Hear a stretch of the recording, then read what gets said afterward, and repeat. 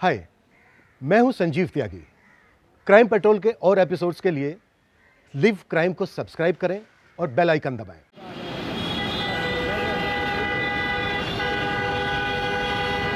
Mummy मैं खेलने जा रहा हूँ। ठीक है, लेकिन 6 बजे तक घर आ जाना, देर मत करना। हाँ मम्मी, सवाल ही नहीं उठता। वैसे भी दादा ने कॉमिक्स जो लाने वाले हैं। हाँ, 6 बजे तक कॉमिक्स आ जाएंगे और नाश्ता भी तैयार हो जाएगा। और हाँ, आलोक चाचू भी आ रहे हैं तुम्हें होमवर्क करवाने के लिए, इसलिए 6 बजे से देर मत करना और जल्दी घर आ जाना। अब मम्मी मैं जाऊँ वरना मेरी बैटिंग मिस हो जाएगी। हाँ तो जाना, लेकिन 6 बजे से पहले। हाँ हाँ मम्मी, 6 बजे। बच्चे जब खेलने के लिए निकलते हैं तो वो जोश और उत्साह से भरे हुए होते हैं, मानो उनके पैरों में पंख लगे हुए हैं। ना गुजरे कल का गम, ना आने वाले कल की फिक्र, वो सिर्फ आज में जीते हैं। वो अभी क्या खेलेंगे सिर्फ इसके बारे में सोचते हैं। कोई उन पर नजर रख रहा है, कोई खतरा उनके आसपास मंडरा रहा है, ऐसा ख्याल तो उनके मासूम मन में आता भी नहीं। और एक बच्चे के मन में यह ख्याल आएगा भी कैसे कि कोई उसे नुकसान पहुंचाना चाहता है।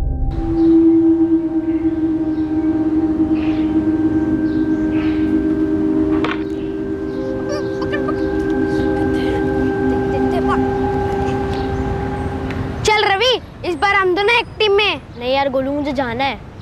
अरे बाप रे, 6:15 हो गए। चल यार मैं चलता हूँ। अरे अभी शाम होने में टाइम है रवि, चल एक और एक मैच खेल लेते हैं ना। हाँ यार, हम लोग रोज तो 7 बजे तक खेलते हैं। नहीं यार, आज मेरे को जाना है। मम्मी को बोल के थे 6 बजे तक आऊंगा। अभी 6:15 हो गए। चल यार मैं चलता हूँ। बोलू तो मेरा बैट ले जाना।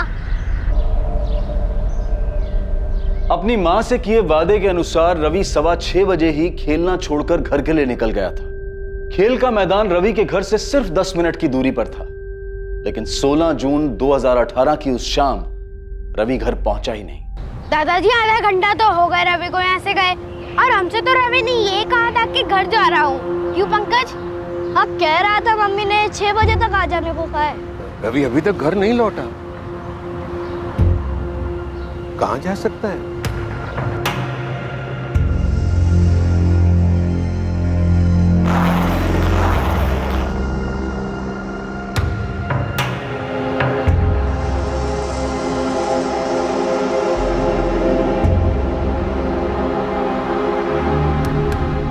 हाँ आलोक, वो रवि तुम्हारे घर आया क्या? नहीं भैया, यहाँ तो नहीं आया। मैं तो थोड़ी देर पहले ही घर लौटा हूँ। कपड़े बदल के आप ही के घर आ रहा था रवि को पढ़ाने के लिए। क्यों, क्या बात है? अरे वो रवि रोज की तरह शाम को घर से बाहर खेलने के लिए निकला था, अब तक घर नहीं लौटा है। भैया आप टेंशन मत लीजिए, कहीं कॉलोनी में कहीं होगा या आसपास की बिल्डिंग में कहीं गया होगा। मैं आ रहा हूँ, हम साथ मिलकर ढूंढते हैं। ठीक है।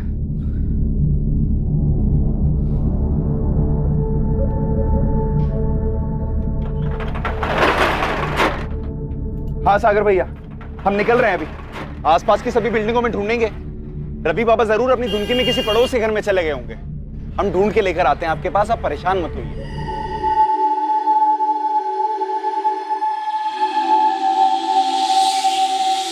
हर्ष, मुझे बहुत डर लग रहा है। रिया डरो मत। ऐसे कैसे नहीं डरूं? अगर तुम चले गए और सागर भैया ने आके मुझसे कुछ पूछ लिया तो मैं क्या बोलूंगी? रिया, कोई तुमसे कुछ नहीं पूछेगा, घबराओ मत। और सुनो, मैं तुम्हें फोन करूंगा, तुम मत करना। रिया इतना मत सोच, कुछ नहीं होगा। ठीक है, अभी मैं निकलता हूँ, ध्यान रखना अपना।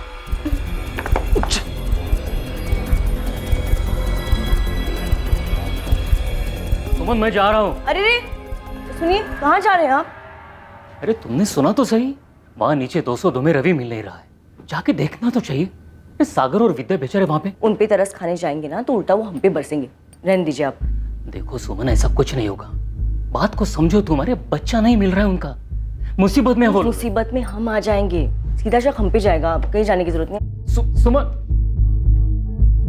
चाचा जी, भाभी, आप दोनों टेंशन मत लीजिए, रवि को हम ढूंढ निकालेंगे। सागर भैया, चल के मैदान के आसपास की बिल्डिंग्स में देखते हैं, रवि यही कहीं होगा। चलो।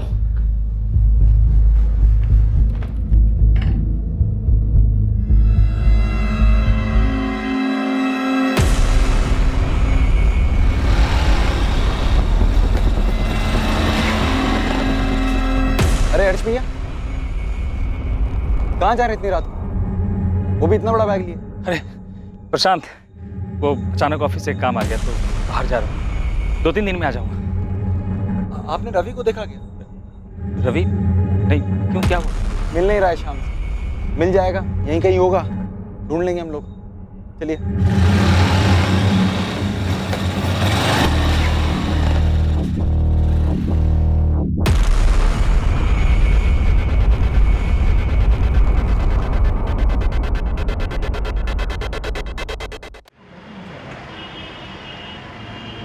दीदी सच्ची, रवि 6:15 के आसपास चला गया था और बोला था कि घर जा रहा है। चल यार मैं चलता हूँ। अरे अभी शाम होने में टाइम है रवि, चल एक और एक मैच खेल लेते ना। नहीं यार आदमी को जाना है, मम्मी को बोल के 6 बजे तक आऊंगा, अभी 6:15 हो गए। चल यार मैं चलता हूँ। मुझे तो समझ में ही नहीं आ रहा है, मैदान हमारी बिल्डिंग से सिर्फ 10 मिनट की दूरी पर है।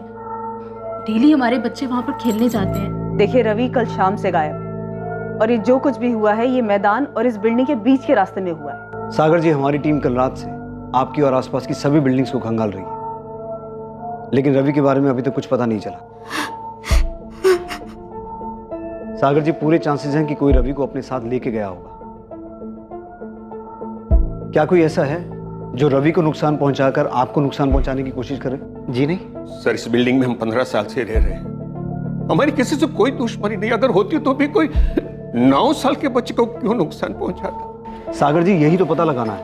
रवि 9 साल का था, अगर कोई उसे जबरदस्ती अपने साथ लेके जाता तो उसने शोर मचाया होता और किसी न किसी ने तो उसकी आवाज सुनी होती, लेकिन ऐसा हुआ नहीं। इसका मतलब है जो शख्स रवि को अपने साथ लेके गया है, रवि उसे जानता था। सर, इस कॉलोनी की बिल्डिंग में भी सीसीटीवी नहीं है। मैंने आसपास के दुकान वालों से बात की, लेकिन ऐसा कोई भी सामने नहीं आया है जिसने रवि को शाम को घर लौटते हुए देखा हो। आसपास के टोल नाकों और चेक पोस्ट पर रवि की फोटो भिजवाई थी, कुछ पता चला? नहीं सर, लेकिन हमारी टीम अलर्ट है, सभी गाड़ियों को चेक कर रही है। सर मुझे भी ऐसा लगता है कि रवि को लेके जाने वाला जरूर कोई जान पहचान वाला ही है। तो सोचो आलोक, कौन हो सकता है जिसके साथ रवि बिना शोर मचाए आसानी से जा सकता है? सर यही तो समझ में नहीं आ रहा है। और सर मुझे लगता है कि शायद फिरौती के लिए भी कॉल आएगा। तो तुम्हें लगता है कि रवि को फिरौती के लिए अगवा किया गया है? ऐसा हो सकता है सर, मैं श्योर नहीं हूँ। सागर जी, जरा याद कीजिए, ऐसा कौन कर सकता है? ऐसा कौन करेगा मैडम, और क्यों करेगा? प्रशांत, रिश्तेदारों में तो मुझे ऐसा कोई याद नहीं आ रहा है इसका सागर भैया या चाचा जी के साथ मनमुटाव हुआ हो। क्या दुकान में कभी कोई ऐसी बात हुई थी, किसी सप्लायर या किसी कस्टमर से किसी भी बात को लेकर तू मैं हुई हो? नहीं आलोक भैया। तो सागर और आलोक कल रात को 9:30 बजे रवि की मिसिंग कंप्लेंट लिखवाने आए और हमारी टीम रात को 10 बजे से इस पूरी सोसाइटी में उसे ढूंढने में लगी हुई है। रवि 6:15 बजे ग्राउंड से खेलने के बाद घर के लिए निकला और उसे घर पहुंचने से पहले ही अगवा कर लिया गया होगा।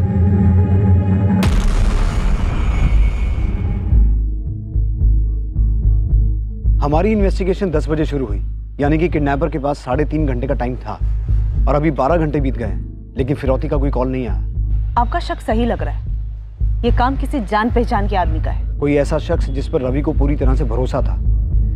ये किडनैपिंग किसी निजी दुश्मनी का बदला निकालने के लिए की गई है। रवि के माँ बाप से संदिग्धों के नाम निकलवाने पड़ेंगे। रवि के परिवार की कभी ना कभी किसी के साथ कोई रंजिश जरूर रही होगी। 9 साल के बच्चे का इस तरह से गायब हो जाना, ये जरूर किसी गहरी नफरत का ही नतीजा हो सकता है। क्या ये नफरत रवि के माँ बाप से थी या फिर खुद 9 साल के मासूम रवि से? क्या वजह थी इस नफरत की जिसकी कीमत रवि को चुकानी पड़ रही थी? सवालों का सिलसिला तो अभी शुरू ही हुआ था। सागर, 2 दिन हो चुके हैं, तुम्हारा और तुम्हारी पत्नी का फोन टैप हो रहा है, फिरौती का कोई कॉल नहीं आया अभी तक। देखो, मैं अपने तजुर्बे से बोल रहा हूं, ये किडनैपिंग का केस नहीं है, बात कुछ और है। हम नहीं जानते सर, सच में नहीं जानते हम।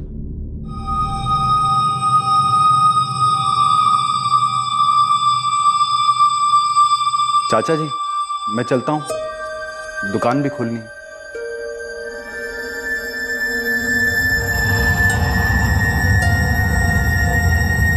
सर, उस मालती विहार कॉलोनी के आसपास के सारे ऑटो रिक्शा छान मारे, सभी दुकानों में भी देखा, पर कहीं कोई लीड नहीं मिल रहा। सर, कहीं ऐसा तो नहीं कि बच्चा सोसाइटी में गया हो और वहीं अंदर कहीं कुछ हुआ हो? होने का तो कुछ भी हो सकता है उस्मान, इसलिए अंदर बाहर सब जगह ढूंढ रहे हैं। कॉलोनी में 2 बिल्डिंग्स हैं, 70 से ज्यादा फ्लैट हैं, इसलिए टाइम रहते हर एक घर को छानना बहुत मुश्किल है। तो एक काम कर, किसी भी तरह से ये पता लगा कि कॉलोनी में किन लोगों की सागर, विद्या या रवि के दादा किशन त्यागी के साथ कोई अनबन थी। बात पुरानी हो या नहीं, खोद के निकाल। कॉलोनी में सीसीटीवी नहीं है तो क्या हुआ, आंख कान तो बहुत है, किसी ने कुछ तो देखा सुना होगा। जी सर। अच्छा सुनिए, मैं विद्या से मिलने जा रही हूँ, काफी दिन हो गए, अगर खबर नहीं पूछी तो भी शक होगा। ऐसा कुछ नहीं होगा, ज्यादा सोच रही हो तुम। विद्या के इस हाल में उसे तुम्हारे सहारे की जरूरत है। आप मुझे मत सिखाइए मुझे क्या करना है। और विद्या पे आपको इतना तरस खाने की जरूरत नहीं है। किस बात की दुश्मनी मैडम? सागर जी तो काफी सीधे साधे व्यापारी हैं। किसी कस्टमर से तो क्या, पिछले 5 साल की नौकरी में उन्होंने मुझसे ऊंची आवाज में बात नहीं करी। अगर सबसे प्यार ही था तो रवि गायब कैसे हो गया? अच्छा ये बताओ, सागर के कोई भाई बहन या उनकी पत्नी विद्या के कोई भाई बहन जिनके साथ जमीन को लेकर कोई लफड़ा या अनबन, ऐसा कुछ सुना है तुमने? रवि बाबा की तरह सागर जी भी अपने पिता की इकलौती औलाद है। विद्या भाभी का पता नहीं मेरे को, पर ऐसा सुना नहीं मैंने कुछ। अच्छा, ये दुकान के अलावा भी कोई बिजनेस है सागर का? बिजनेस नहीं मैडम, किराए पे घर दे रखे उन्होंने। एक अपना घर है, उसके अलावा एक फ्लैट है और 2 घर और हैं। तीनों यहीं पर ही हैं, मालती विहार में। उनमें से 2 किराए पे चढ़ा रखे उन्होंने। कौन कौन है किराएदार? एक तो यहीं रहते हैं 4थे माले पर, अभी अभी शादी हुई है उनकी, रिया यादव और हर्ष यादव। और दूसरे किराएदार? ममता पांडे, वो विधवा हैं, 2 साल से अपने बेटे पंकज के साथ रहती हैं। ये पंकज पांडे वही है ना जो उस दिन शाम को रवि के साथ खेल रहा था? हाँ मैडम। और वो तीसरा घर, वो खाली हो, किराए पे नहीं चढ़ा है? वो किराए पे नहीं है, वहाँ तो आलोक भैया रहते हैं। आलोक भैया सागर जी के दूर के रिश्तेदार हैं, चचेरे भाई हैं। वो उनसे किराया नहीं लेते, वो रवि को ट्यूशन भी पढ़ाते हैं और वो काफ़ी परेशान भी हैं रवि को लेकर। सर एक्चुअली आपको एक घर की तलाशी जरूर लेनी चाहिए, पता नहीं मेरे ध्यान से कैसे निकल गया। किसका घर? अरे मैडम, क्या कर रही हैं आप बिल्कुल सही नहीं कर रही हैं। सुमन शांत हो जाओ, ये लोग अपना काम कर रहे हैं। हाँ देख रही हूँ इनका काम, पूरी सोसाइटी के सामने हमें जलील कर रहे हैं ये लोग। मैम, कुछ नहीं मिला। नहीं मिला ना रवि, ना उसके कपड़े मिले, मतलब गलत थी ना आपकी खबर। अब बताइए किसने दिया था हमारा नाम? सुमन जी, नंदन जी आप लोग को तकलीफ हुई उसके लिए हम सॉरी। नहीं, मैं जानती हूँ आपको मुझ पे शक क्यों हुआ है, क्योंकि मेरी औलाद नहीं है ना, मेरे बच्चे नहीं हो सकते, इसलिए आपको लगा कि ऐसा कुछ नहीं है। ऐसा ही है, जिस औरत के बच्चे नहीं होते वो दूसरों के बच्चे चुरा लेती है, ऐसा ही लगता है ना। सुमन जी, हमारे पास ठोस वजह थी, आपका और विद्या का झगड़ा हुआ था और आपने विद्या को धमकी भी दी। विद्या, तुझे कितनी बार बोला है कि सुबह के टाइम पे मोटर मत इस्तेमाल किया कर, सारा काम मेरे घर पे धरा का धरा रह जाता है, पानी नहीं भर पाया घर में। दीदी मैं कितनी बार कहूँ कि मैंने मोटर चालू नहीं की है, आज पानी जल्दी चला गया तो इसमें मैं क्या कर सकती हूँ? देख विद्या, झूठ मत बोल वरना देख लेना मैं क्या करूंगी। अरे सुमन छोड़ ना, क्यों जब देखो सबसे झगड़ा करती रहती है। अरे वाह विद्या, तूने तो सुधा को भी अपने साइड में कर लिया, बड़ी चालाक निकली तू तो। दीदी मुझे आपसे बहस नहीं करनी है, आपके पास तो कोई काम है नहीं, तो आप फुर्सत में लड़ाई कर सकती है, पर मेरे पास बहुत काम है। मुझे रवि को स्कूल के लिए तैयार करना है, उसका नाश्ता बनाना है, तो आप प्लीज जाइए यहाँ से। एक सेकंड, मतलब कहना क्या चाहती है तू? हाँ, मेरी औलाद नहीं है इसलिए मैं झगड़ा कर रही हूँ? नहीं सुमन, विद्या ने ऐसा कुछ नहीं कहा है, तू चल। हाँ हो भी सकता है, शायद इसीलिए इतना गुस्सा भरा है आपके अंदर। बेटे की माँ होने का इतना घमंड मत कर विद्या, वरना किसी दिन ना तुझे बहुत पछताना पड़ेगा। हाँ मैंने ऐसा कहा था क्योंकि मैं गुस्से में थी, विद्या ने मुझे ताना मारा था और वो भी सुधा के सामने। मैडम वो बात उसी दिन खत्म हो गई थी, मामूली सा झगड़ा था वो। सर कोई मामूली झगड़ा नहीं था वो, जहाँ तक मुझे याद है विद्या भाभी उस झगड़े के बाद काफी दिनों तक परेशान रही थी। मम्मी मैं जा रहा हूँ।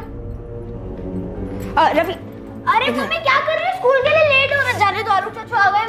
अच्छा लेट हो जाएगा। अभी चुप करके बैठ पहले। ये क्या कर रही हो मम्मी? कोई नहीं मैजिक ट्रिक सीखी जिससे मैं गायब हो जाऊंगा। ऐसा नहीं बोलते। रवि जल्दी कर, लेट हो रहे। चाचू बचा लो। रवि, अभी क्या हुआ? नजर क्यों उतार रहे हमारे हीरो की? नहीं बस ऐसे ही, ताकि किसी की बुरी नजर ना लगे इसे। हमारे हीरो को किसकी नजर लगेगी? मैं हूं ना इसके साथ, अब खामखा टेंशन ले रही है। Bye mummy. बाय।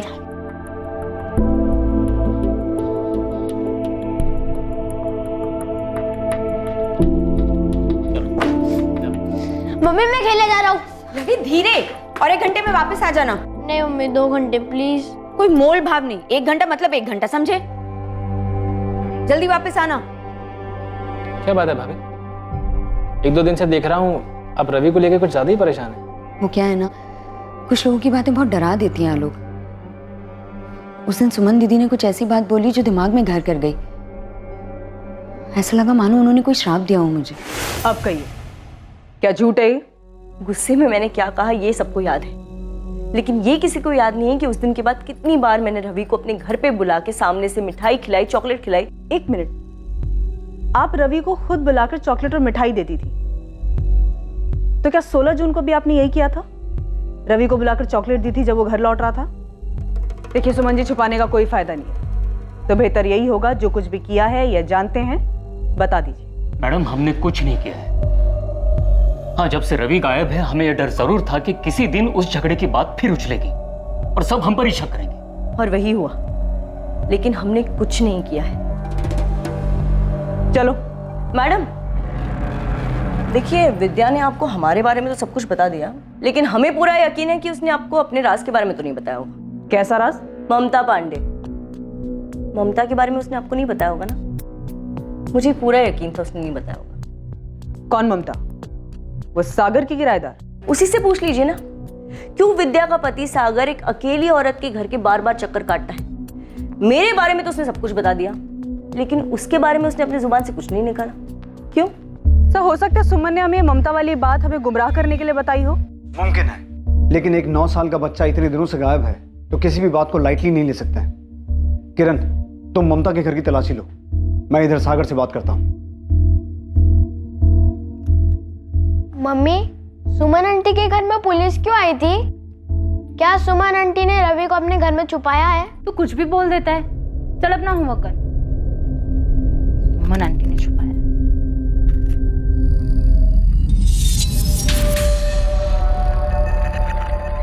गोलू, उस दिन जब तू रवि के साथ खेल रहा था तो क्या सुमन आंटी वहां से गुजरी थी? पता नहीं मम्मी, मेरा ध्यान नहीं गया। मैं, रवि और पंकज खेलने में लगे थे। शायद पंकज ने कुछ देखा हो।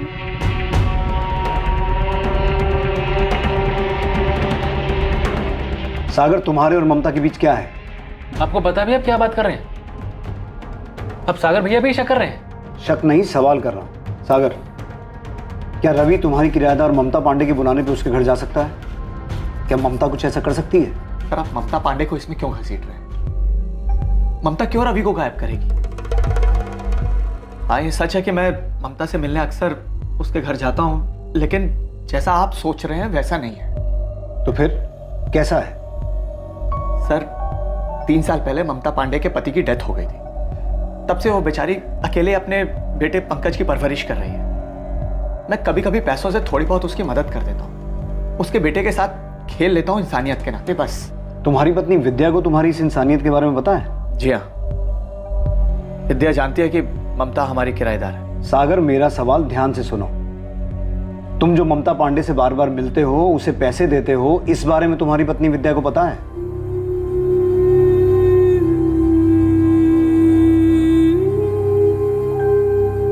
हाँ, सागर अक्सर मुझे पैसों से मदद किया करते थे, और ये बात उसने अपनी पत्नी विद्या से छुपाई भी थी। क्यों छुपाई? मैंने भी यही पूछा था सागर से, और उसे मना भी किया था कि वो ऐसा ना करे, क्योंकि हम कोई गलत काम तो कर नहीं रहे थे। लेकिन उसका कहना था कि अगर ये बात वो विद्या को बताएगा भी तो वो नहीं समझेगी। पर फिर एक दिन विद्या को सब कुछ पता चल गया। आखिरी बार पूछ रही सागर, जब घर से गए थे तब तुम्हारे पर्स में 5,000 रुपए थे और अब सिर्फ 1,000 रुपए बचे। 4,000 कहाँ गए? तो मैं बताया तो था कि एक दुकान के सामान की पेमेंट करनी थी, इसलिए। झूठ मत बोलो सागर, तुम ये पैसे ममता को दे रहे हो ना? मैं सब समझती हूँ, बेवकूफ नहीं हूँ। देखो, जैसा तुम समझ रहे हो ना वैसा कुछ नहीं, विश्वास करो मेरा। मैं सिर्फ उसकी थोड़ी सी हेल्प कर देता हूँ, क्योंकि एक छोटे बच्चे की जिम्मेदारी है उसकी। तुम पे भी अपने बच्चे की जिम्मेदारी है सागर, और बेहतर यही होगा कि ममता के बच्चे की फिक्र करने की बजाय तुम अपने बच्चे की फिक्र करो। और इसके बावजूद तुम ममता से मिलते रहे, लेकिन तुम्हारा कोई अफेयर नहीं है, राइट? जी नहीं, हम दोनों को अपनी जिम्मेदारी का एहसास है, लेकिन आपको नहीं है। तभी तो हमारे बेटे रवि को ढूंढने की बजाय ऐसी मनगढ़ंत बातों को पकड़ के बैठ गए आप। अब ये बातें विद्या से मत पूछेगा, वैसे उसकी हालत बुरी है। उससे भी बुरी हालत में तुम्हारा बेटा रवि हो सकता है सागर, लेकिन तुम फिर भी हमसे सच्चाई छुपा रहे हो। मैं आपसे कोई सच्चाई नहीं छुपा रहा हूं। ठीक है, ये बताओ कि ममता का बेटा पंकज और रवि दोस्त है ना? तो रवि कभी कभी जाता था ममता के घर? हाँ, पंकज के साथ 1-2 बार रवि घर आया था खेलने के लिए। क्या 16 जून को भी रवि आया था? मैं आपसे कह रहा हूं, ममता रवि के साथ कुछ गलत नहीं कर सकती। वो खुद एक माँ है, रवि की उम्र का तो खुद का बच्चा है उसका। और रवि ही एक अड़चन था तुम दोनों के रिश्ते में। ममता शायद जानती थी कि तुम विद्या को तो छोड़ सकते हो, लेकिन रवि को नहीं। इसलिए शायद ममता ने। सर, आप रवि को ढूंढिए, और अगर ममता को गिरफ्तार करने से रवि मिल जाता है तो ऐसा ही कीजिए। इस वक्त मुझे मेरा बेटा रवि चाहिए, बस।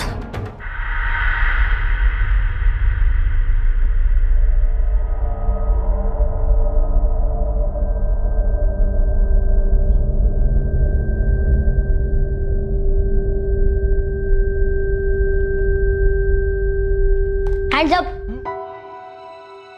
मम्मी ने आपको कहा था ना कि ये लड्डू नानी के घर ले जाने के लिए बनाया है, तो फिर क्यों खाए? अभी उन्हें बताता हूँ। मम्मी चुप कर, मम्मी के मैसेंजर। चुप, मम्मी को कुछ नहीं बताएगा तू, ओके? ठीक है, पर उसकी फीस लगेगी। क्या चाहिए तुझे? एक पेस्ट्री, 2 चॉकलेट, और फिर आपका राज राज रहेगा। अच्छा बेटे, तेरे को पता है ना रिश्वत मांगना बुरी बात होती है। और पापा आप भी जानते हो ना कि आप मम्मी से जो ये सब छुपा रहे हो वो सब भी बुरी बात है। तेरी तो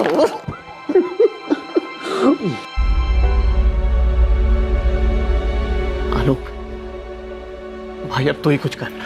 ये लोग तो रवि को ढूंढने के बजाय पता नहीं क्या क्या वाहियात बातें कर रहे हैं। सागर भैया आप फिक्र मत कीजिए, मैं इसी काम में लगा हुआ हूँ। सुमन और नंदन पर भी मेरी नजर है।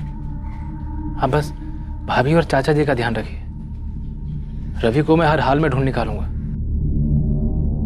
सर, ये ममता काफी स्ट्रेट फॉरवर्ड औरत लगी। कॉलोनी के ही कुछ बच्चों को ट्यूशन पढ़ाती है, बिना झिझक के साफ साफ बात कर रही थी। लग नहीं रहा था कि कुछ छुपा रही है। तुमने ममता के बेटे पंकज से रवि के बारे में बात की?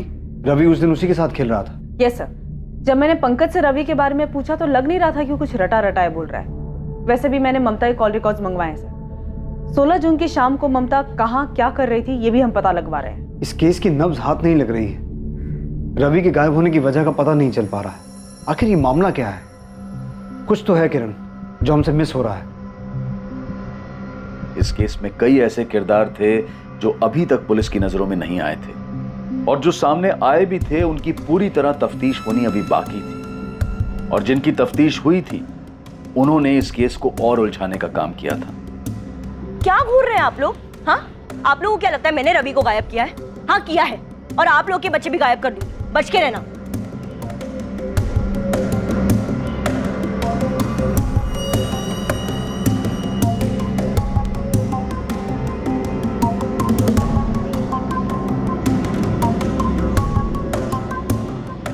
रवि के गायब होने से पूरे इलाके में डर का माहौल था, लेकिन सबसे बड़ी मुश्किल की घड़ी रवि के परिवार वालों के लिए थी।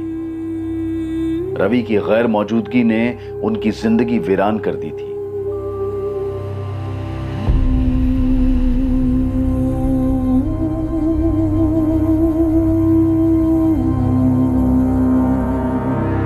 विद्या, आलोक भी ढूंढ रहा है हमारे रवि को।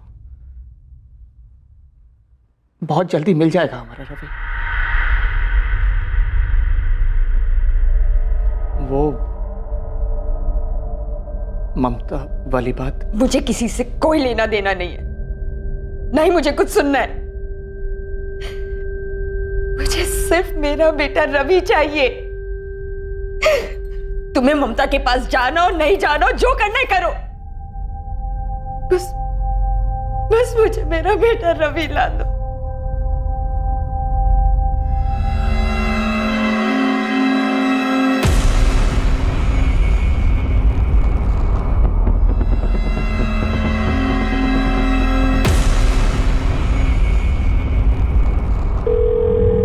हाँ रिया, मैं बोल रहा हूँ। सब ठीक है वहाँ?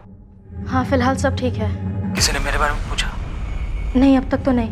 अच्छा है, सबका ध्यान रवि को ढूंढने में, हम पे नहीं। लेकिन पुलिस हर घर में पूछताछ कर रही है। करने दो, हमारे घर आएगी तो कुछ नहीं मिलेगा उन्हें। बस तुम सोच समझ के जवाब देना। हर्ष, मुझे अब कितने दिन यहाँ रहना होगा? बस कुछ दिनों की बात है रिया, मैंने सारी तैयारी कर ली है। सब कुछ प्लान के हिसाब से चल रहा है। ठीक है।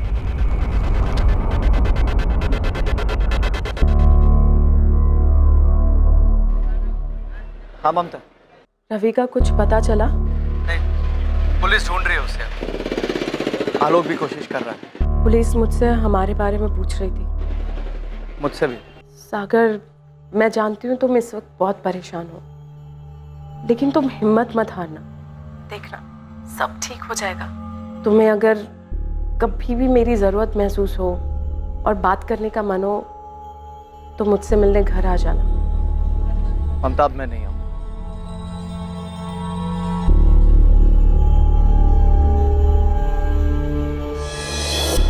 मैम, अगर सुमन और नंदन के 1 महीने के कॉल रिकॉर्ड्स में कुछ नहीं निकला है तो आप उनके 3 महीने के कॉल रिकॉर्ड्स निकलवाइए। और क्या आपने उनकी लोकेशन डिटेल्स चेक की? करेंगे, सब करेंगे, और कॉल रिकॉर्ड्स भी निकलवाएंगे। नंदन, सुमन, ममता और तुम्हारे भी। मैं समझता हूँ मैम, कि आपको मेरे इस केस में इंटरफेयर करना बिल्कुल पसंद नहीं। और आप ही बताइए मैं कैसे ना करूं इंटरफेयर। रवि जब से पैदा हुआ है मैंने उसे अपनी गोद में खिलाया मैम। बाकी मेरा आपको परेशान करने का कोई इरादा नहीं है। सर पूरे एरिया में पता किया, ये कॉलोनी बेगिंग माफिया या किडनैपिंग गैंग के रडार में थी ही नहीं। सर हमने ममता और सुमन पर भी नजर रखी हुई है। ममता भी उस शाम पड़ोस में ट्यूशन पढ़ा रही थी। कहीं से कोई लीड ही नहीं मिल रही है। रवि आखिर है कहाँ?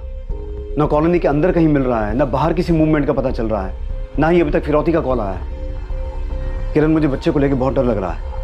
बहुत टाइम हो गया है, यहाँ तो ऑलरेडी रवि के साथ कुछ हो गया है, या फिर कोई अभी भी सही मौके का इंतजार कर रहा है। विद्या, सुमन दीदी,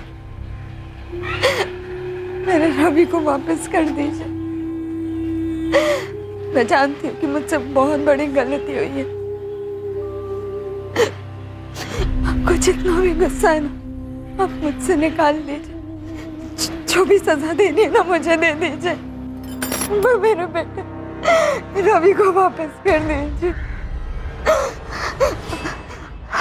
अगर आप चाहती हैं ना तो मैं आपके पैर पड़ने को भी नहीं आ रही। विद्या क्या कर रही हो? उठो, उठो, संभालो अपने आप को। विद्या उठो, प्लीज उठो। मैं सच कह रही हूँ, मुझे नहीं पता रवि कहाँ है।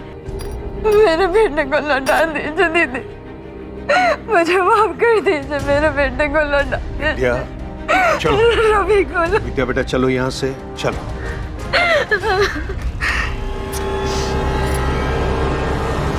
सर रवि जिस मैदान में खेल रहा था उस मैदान के आसपास 3 बिल्डिंग में मैंने तलाशी ली। ये प्रोसीजर काफी लंबा है सर, और कॉलोनी के काफी लोग नाराज भी हो रहे हैं। लेकिन हमारे पास इसके अलावा कोई ऑप्शन नहीं है। सर वो सागर का कजन ब्रदर वो दोबारा आया था। सर सागर से ज्यादा तो आलोक उतावला रहता है, अपने आइडियाज देता रहता है अलग से। मुझे आलोक पे भी शक होता है। आलोक की बैकग्राउंड डिटेल सामने आई?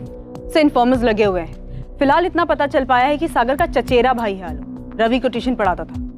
और सर डायरेक्टली पूछना बनता नहीं है, क्योंकि अगर उसकी इसमें इन्वॉल्वमेंट है तो वो अलर्ट हो जाएगा। काफी स्मार्ट बनता है सर। सागर और विद्या से जुड़े हर इंसान पर फिर से स्पॉट डालो शुरू से। ना तो किडनैपिंग सामने आ रही है, ना ही किसी दुश्मनी के बारे में पता चल रहा है। आखिर रवि के गायब होने के पीछे का मकसद क्या हो सकता है?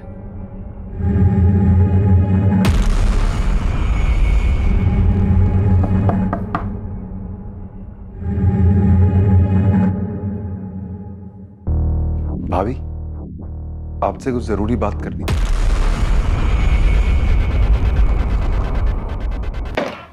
सर 1 हफ्ते के ऊपर हो गया है, आप लोग मेरे बेटे रवि को ढूंढने के बजाय यहां पर बैठकर हमारे कॉल रिकॉर्ड छान रहे हैं। सागर हम पूरी कोशिश कर रहे हैं, लेकिन इस बारे में हमें कुछ इन्फॉर्मेशन तुमसे भी चाहिए। ठीक है इंस्पेक्टर, मैं अब फाइनली आपको बता ही देता हूं। और बताना क्या है, आपको ले चल के दिखा देता हूं ना वो जगह जहां पर मेरे बेटे रवि को अगवा करके रखा गया था। जहां रवि को अगवा करके रखा गया था? चौंक गए ना आप लोग? मैं अच्छी तरह समझ चुका हूं कि आप लोग दरअसल मेरे बेटे रवि को ढूंढने में खास मेहनत करना ही नहीं चाहते। अरे आप लोगों से ज्यादा तो मेरा चचेरा भाई आलोक उसके बारे में खबर जुटा रहा है। आलोक? हाँ आलोक, वो ही ले गया था मुझे उस जगह पर जहां पर मेरे बेटे रवि को अगवा करके रखा गया था।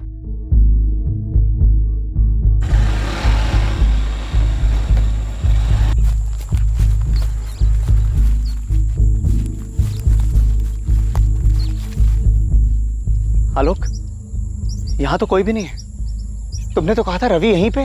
रवि यहीं था सागर भैया, उन लोगों ने अपना ठिकाना बदल लिया। हमारा रवि अकेला ऐसी जगह पर? आलोक कहाँ होगा रवि? कब मिलेगा हमें? भैया आप टेंशन मत लीजिए, मैं जल्दी ढूंढ निकालूंगा उसे। मिल जाएगा वो, मेरे आदमी इसी काम में लगे हुए। आलोक के लोग? कौन से लोग? उसे कैसे पता उस जगह के बारे में? उसके इन्फॉर्मर्स के जरिए। आलोक के इन्फॉर्मर्स? जी, आलोक आईबी में ऑफिसर है। आलोक इंटेलिजेंस ब्यूरो में है? पुलिस के लिए ये एक चौंका देने वाला खुलासा था। यही नहीं, एक हद तक पुलिस के लिए शर्मिंदगी की बात भी थी, क्योंकि दूसरे डिपार्टमेंट का एक ऑफिसर इन्वेस्टिगेशन में उनसे आगे था। देखिए मैंने कहा ना, हम आपका सारा किराया चुका देंगे। कहीं भागे तो नहीं जा रहे हैं ना? आप प्लीज बस थोड़े दिन रुक जाइए। दिन नहीं महीनों से रुके हुए, और कितना रुकेंगे। देखिए रिया भाभी, आप लोगों की ना किस्मत बहुत अच्छी है। जब से रवि बाबा गुम हुए हैं ना, सागर जी का काम पे बिल्कुल ध्यान नहीं है। नहीं तो अभी तक तो आप और हर्ष भाई वैसे हर्ष भाई कब आ रहे हैं? वो जल्दी आ जाएंगे। देखिए आप सब्र रखिए प्लीज। अच्छा प्रशांत भैया, अब मैं रखती हूँ, घर का बहुत सारा काम बाकी है। आई एम सॉरी सर, मैंने आपसे अपनी आइडेंटिटी छुपाई, पर आप समझ सकते हैं हमारी लाइन के काम में कुछ बातें कॉन्फिडेंशियल रखनी पड़ती। लेकिन आलोक, तुम्हें उस जगह के बारे में कैसे पता चला जहां रवि को अगवा करके रखा गया था? I am sorry sir, actually ऐसी कोई जगह है ही नहीं। मतलब? सर ये सच है कि मेरे आईबी डिपार्टमेंट के खबरी इस केस में लगे हुए हैं, पर ये किडनैपिंग की जगह मैंने सागर भैया को तसल्ली देने के लिए क्रिएट की थी। मैं कुछ समझा नहीं। सर सागर भैया हिम्मत हार चुके थे, उन्हें लग रहा था कि रवि जिंदा ही नहीं है, वो टूट जाते तो भाभी और चाचा जी का क्या होता। उनकी उम्मीद को जिंदा रखने के लिए मैंने ऐसा किया सर। लेकिन आलोक इससे हाँ बोलो, पक्की बात है? ठीक है, बाद में बात करता हूँ। सर मेरे डिपार्टमेंट के खबरी ने अभी अभी एक बहुत तगड़ी लीड दी है। पहले मुझे लग रहा था कि ये काम किसी करीब के आदमी का, पर ऐसा है नहीं, बात कुछ और ही है। साफ साफ बोलो आलोक, लीड क्या है? नरबली। रवि लड़का है तो फ्लैश डेट का चांस ही नहीं, और बैगिंग माफिया को मैं अच्छे से स्कैन कर चुका हूँ, और आप लोग भी। सिर्फ यही एक एंगल है जो हमने टच नहीं किया। सर मेरे खबरी का कहना है कि मालती विहार कॉलोनी के कुछ परिवार हैं जो बलि में विश्वास करते हैं। कौन? नाम नहीं पता सर, ये खबर मेरे खबरी के पास बहुत घूम घूम कर आई, लेकिन अपने तजुर्बे से इतना जरूर कह सकता हूँ कि इतने सालों में इस खबरी की कोई भी खबर गलत साबित नहीं हुई है। नरबली? तुम्हारे परिवार में से ही किसी का दोष है, उसी दोष का प्रकोप तुम्हारे रवि पर हावी हो रहा है।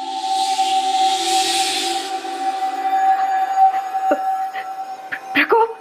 प्रकोप बाबा? मतलब बाबा मेरा बेटा ठीक तो है ना बाबा? तुम्हारे घर के आसपास ही है रवि। आसपास मतलब कहाँ बाबा? प्रतीक्षा करनी होगी। दोष का प्रकोप रवि पर बहुत भारी है। कोई ऐसा तरीका नहीं है जिससे रवि जल्दी आ जाए? कोई विधि वगैरह हो?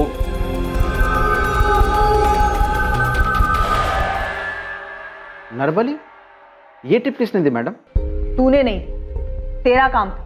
तुझसे ज्यादा वो आईबी वाले की खबरी इंफॉर्मेशन ला रहे हैं। सॉरी मैडम, पर कसम से मैंने अपने काम में कोई ढील नहीं की है। वैसे ये नरबली वाली खबर सच तो है ना? उस्मान, तू अपना काम कर, समझा? दूसरे काम में नुस्ख मत निकाल। देख तू अपने लेवल पे पता कर कि कॉलोनी में ऐसे कौन कौन से लोग हैं जो नरबली में विश्वास रखते हैं। जी। सब ये यूपी में सभी नरबली चढ़ाने वाले तांत्रिकों की फाइल है। इनमें से ज्यादातर जेल में है। बात की इनसे? यस सर, मैंने इनके चेले चपाटों के बारे में भी जानकारी हासिल की। इनमें से कोई भी गाजियाबाद की तरफ नहीं आया। सर मैंने उस्मान खबरी को भी लगा दिया है, चुपचाप ये पता लगाने के लिए कि क्या कोई ऐसा कॉलोनी में है जो इन सब में विश्वास रखता है। सर मुझे नरबली वाला एंगल कुछ सही नहीं लग रहा। शायद ना हो, लेकिन अगर जरा सी भी पॉसिबिलिटी है तो हम यहाँ किसी भी बात को इग्नोर नहीं कर सकते, क्योंकि बात 9 साल के बच्चे की है जिसे हम ढूंढ नहीं पा रहे हैं। मैं कॉलोनी में एक बार फिर से सर्च करती हूँ, शायद इस नरबली वाले एंगल में हमें कोई लीड मिल जाए। आप लोगों का दिमाग खराब हो गया है क्या? और ये क्या जादू टोना लगा रखा है आप लोगों ने? अब कुछ भी बोल रहे हैं। मैडम मेरा भी एक बच्चा है, आप सोचिए तो सही, क्या मैं ऐसा कर सकती हूँ क्या?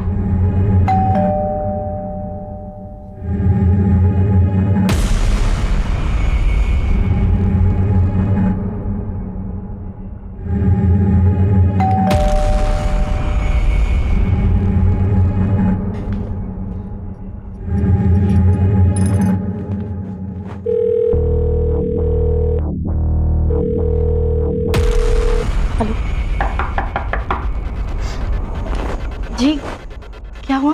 तलाशी लेनी है। एक सेकेंड, मेरे पति इस वक्त घर पे नहीं है, तो आप ऐसे जबरदस्ती अंदर नहीं आ सकते। भैया तुम टेंशन मत लो, अगर तुमने कुछ नहीं किया तो तुम्हें कुछ नहीं होगा। ये इनका रूटीन प्रोसीजर है, इन्हें इनका काम करने दो। जय हिंद। हटिए।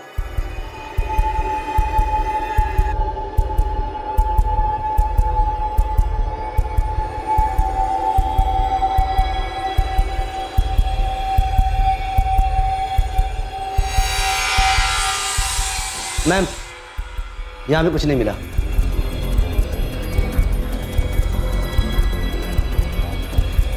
चलो।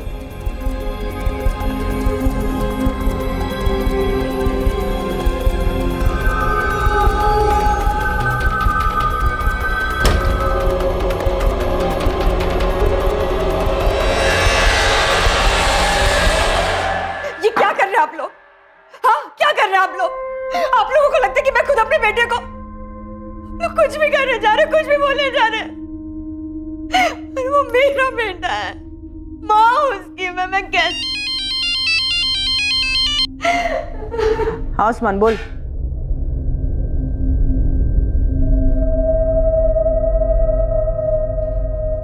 आप खुद बाबा के पास गई थी या कोई लेके गया था? हाँ सर सच है ये, मैं ले गया था विद्या भाभी को बाबा जी के पास, क्योंकि परेशान थे हूँ बहुत ज्यादा।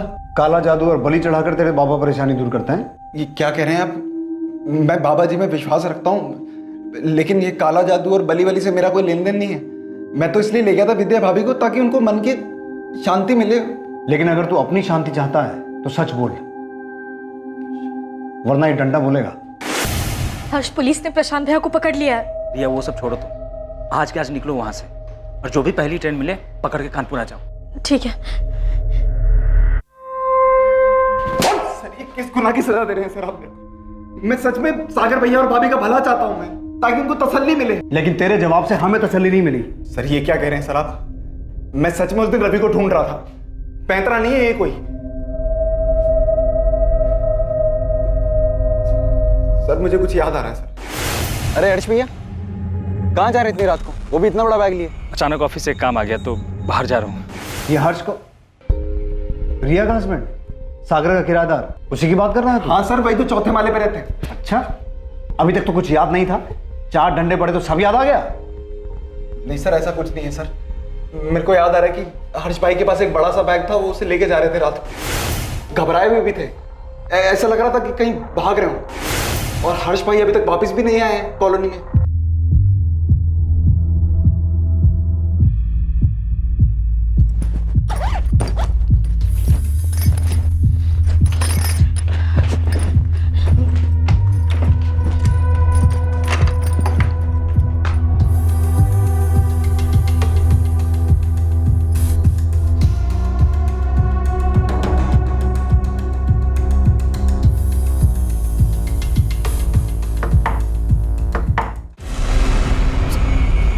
अच्छे से देखो।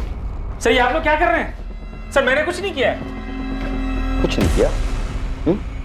गलती हो गई, मैं सागर भैया को धोखा नहीं देना चाहता।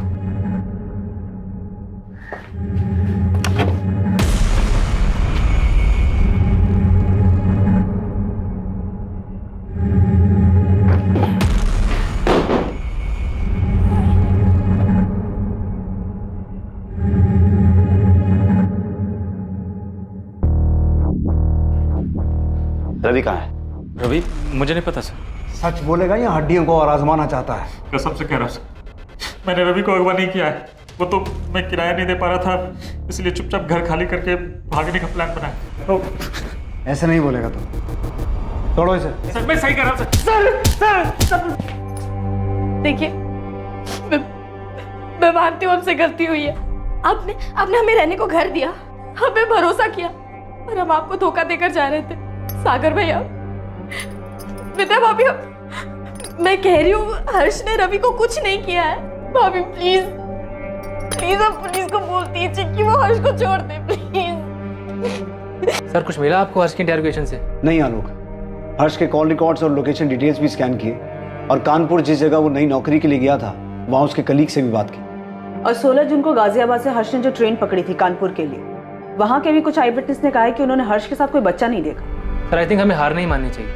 वो तो हम हरगिज नहीं मानेंगे आलोक, जब तक ये केस सॉल्व नहीं हो जाता चैन से नहीं बैठे। अगले कई दिनों तक पुलिस पूरी ताकत से रवि को ढूंढने में लगी थी। आलोक की कोशिशें भी जारी थी, लेकिन रवि की गुमशुदगी का राज अब भी राज ही बना हुआ था। रवि को गायब हुए 1 महीना बीत चुका था। गुनहगार को शायद लग रहा था कि उसका जुर्म अब हमेशा के लिए एक राज ही बना रहेगा, लेकिन यह सच की फितरत है, देर सवेर ही सही एक दिन सामने आ ही जाता है, और ऐसा ही इस केस में भी होने वाला था। ठीक है मैं आता हूं। प्रशांत, मैं थाने जाके आ रहा हूं।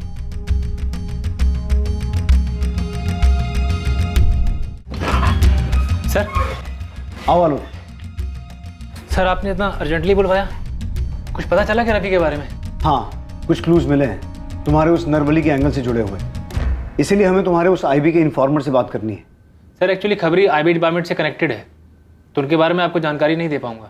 मैं जानता हूँ, इसलिए तुम्हें टेंशन लेने की ज़रूरत नहीं है। मेरी तुम्हारे आईबी डिपार्टमेंट के हेड से बात हो गई है। इनफैक्ट वो यहीं आए हुए हैं। आइए सर।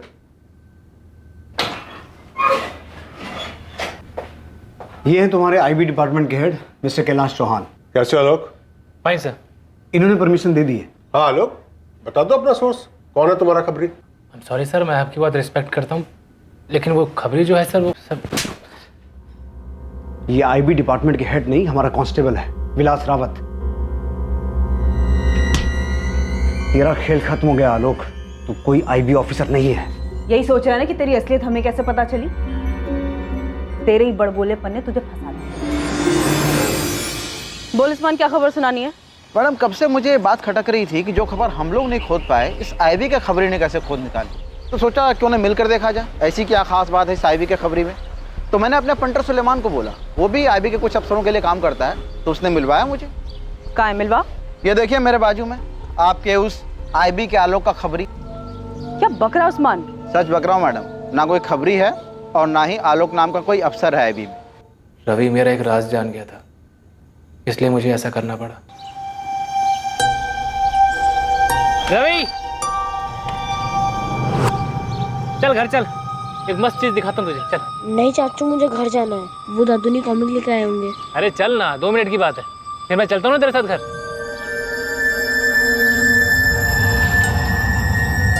चले रवि बेटा, आपने जो उस दिन देखा था, उस बारे में आपने किसी को बताया तो नहीं ना? शाबाश। आप एक वादा करेंगे कि वो राज हमेशा आपके और मेरे बीच रहेगा? प्रॉमिस? कौन सा राज? क्या जान गया था?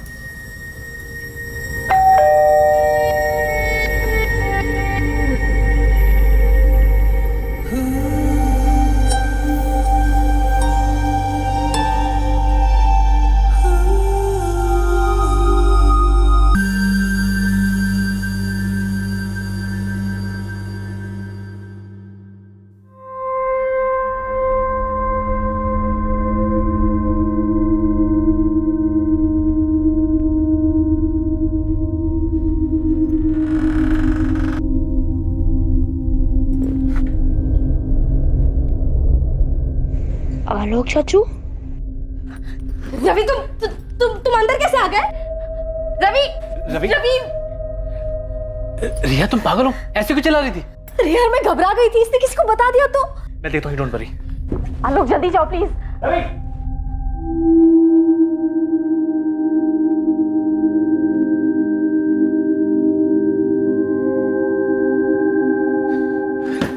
मिला रवि, मिला? तुमने समझा दिया उसे? नहीं मिला, पता नहीं कहाँ चला गया। नहीं मिला मतलब? अरे तुम्हें समझ आ रहा है आलोक, यहाँ क्या हुआ है? रवि ने देख लिया हमें। तुमने दरवाजा कैसे खुला छोड़ दिया? अंदर कैसे आ गया वो सबको बता देगा, देख रहा है। रिया कुछ नहीं होगा, कुछ नहीं होगा, मैं समझा दूंगा उसे, टेंशन मत। आलोक निकलो तुम, अब हम मिल नहीं सकते, तुम निकलो यहाँ से, हमें खत्म करना होगा। ये क्या बोले जा रही तुम?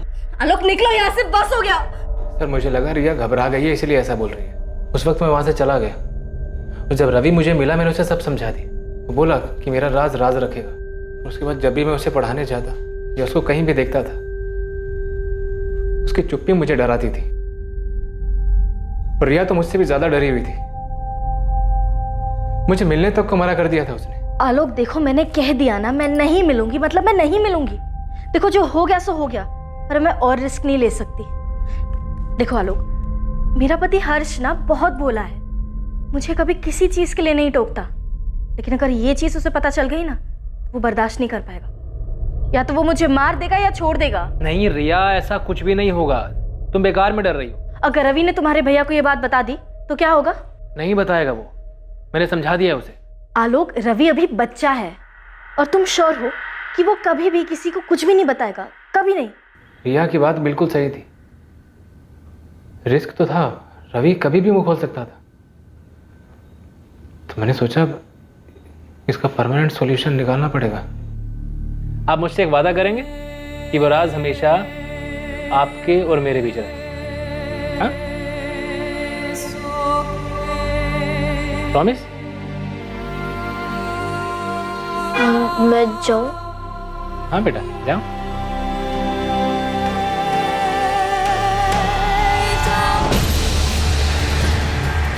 पिछले 2 महीनों से रवि की लाश आलोक के ही घर में एक बैग के अंदर सड़ रही थी। रिया भी शामिल थी इसमें? नहीं, उसे कुछ नहीं पता। एक बार उसने मुझसे पूछा भी था कि क्या तुमने रवि के साथ कुछ किया है। मैंने कुछ नहीं बताया उसे।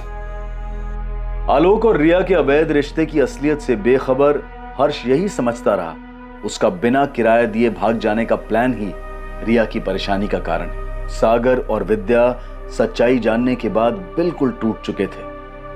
कोई सोच भी नहीं सकता था कि आलोक, जो रवि को अपने बेटे जैसा मानता था, उसी ने रवि की निर्मम हत्या की थी।